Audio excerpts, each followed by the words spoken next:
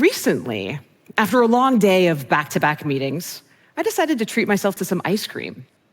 So, leaving the office, I crossed a busy road lined with solar-paneled streetlights, ducked into a shop, walked right past the vegetables, and back to the cookies and cream. This was in Kakuma, a refugee camp in northern Kenya, home to 400,000 displaced persons, local Kenyans, solar panel streetlights, and ice cream. Few camps in Africa are as bustling as Kakuma, and it hasn't always been this way. Kakuma was never meant to be a place for human potential to thrive. In the local Turkana language, the word Kakuma translates to nowhere. When the camp was established in the 1990s, it served as an important refuge for those fleeing war in Sudan, but it was isolated with extreme heat and poor infrastructure. Today, with over 10,000 businesses, Kakuma serves as the economic hub for over 1 million people in the surrounding area. With a variety of shops, cafes, yoga classes, and nearly $100 million in market consumption each year, Kakuma is far from nowhere. So what led to this remarkable transformation from remote refugee camp to thriving community? Well, it's because of the ingenuity and determination of the people who live there. Displaced persons and their Kenyan hosts, together, building solutions to their community's most pressing problems. Because forward-looking investors saw potential, private sector companies took a chance, and the government and UN agencies advocated for entrepreneurs. Entrepreneurs like Adela, who arrived in Kakuma with no formal business experience, but who today employs 26 people in her tailoring shop. And Mesvin, who runs the largest motorcycle dealership in the county and who covers the school fees for 700 kids through his own philanthropy. These are just two examples among thousands in Kakuma, proving what's possible when investment unlocks human potential. A model that's sustainable and scalable for displaced people around the world. A model more important today than ever before, because tomorrow, we could wake up to the headline that reads, "All assistance for displaced people stopped." A once unthinkable scenario is now plausible. We have to prepare for a world in which the 125 million forcibly displaced people today have to fend for themselves.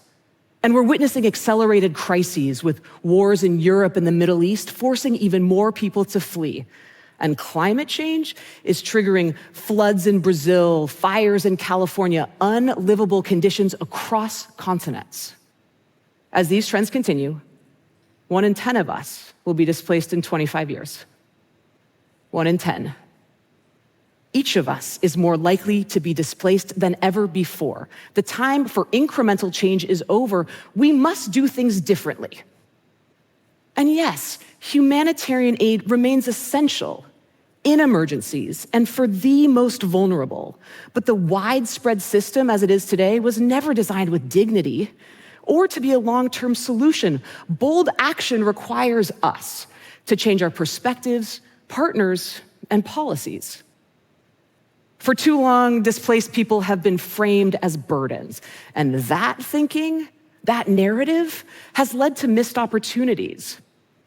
Over the last decade, I've worked alongside 100,000 businesses in 5 African countries, mostly in displacement-affected communities. And these entrepreneurs, they have the traits that case studies and business schools celebrate. They are resilient and resourceful. They innovate and adapt. They deeply understand their markets. They're the very leaders and problem solvers investors around the world seek, but are rarely seen as investment worthy. In Homoko, the organization that I co-founded and lead is Africa's largest lender to refugee entrepreneurs, unlocking accessible capital in communities too often overlooked by traditional finance.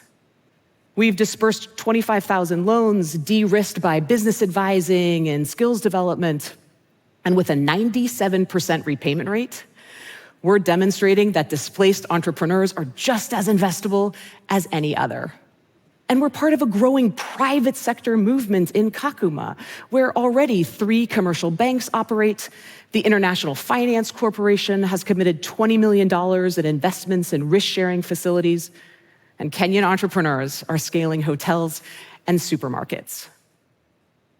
And let's be clear, I don't think we should double down on the same unchecked capitalist practices that have led to today's global disparities. Capitalism and markets are flawed, but when we design for inclusion, they can be forces for change.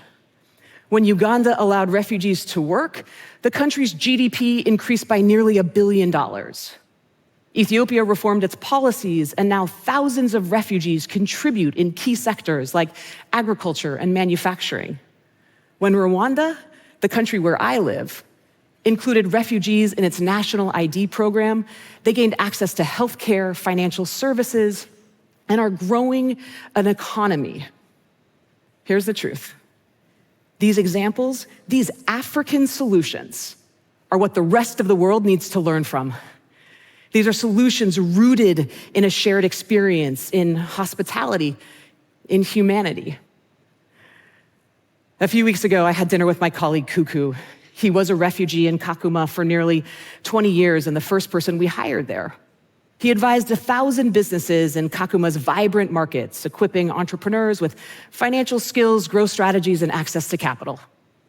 But our dinner wasn't in Kakuma. It was in South Sudan, his home country. Like many displaced people, Kuku's path has been anything but linear. He's had to navigate complex systems and is one of the few people able to return home. Leveraging his experience, he's part of our founding team in South Sudan, an expansion made possible by the audacious generosity of members of this community. He's still advising businesses owned by people who've had to flee war, and the South Sudanese diaspora, like him, returning home to rebuild their nation. They all just want to contribute at their full potential. The data is clear. The entrepreneurs are ready. So let's do what we know works. Investors, open your portfolios to businesses owned by displaced people. Philanthropists, prioritize funding economic inclusion, especially if you have a climate focus, as climate-driven displacement accelerates. And entrepreneurs, recognize this 125 million and growing population as viable customers. Academics and journalists, shift the narrative. Highlight the resilience and opportunities in these communities. And policymakers, economic integration isn't charity. It drives regional peace and shared prosperity. From Kakuma to California, Syria to South Sudan, one truth remains, is that humanity flourishes when people have the tools to succeed and the belief that they can. The future isn't just about preventing displacement. It's about seeing that the solution to one of the world's greatest challenges lies within the people most affected, displaced people themselves. And it's on the rest of us to recognize this and invest in them. Thank you.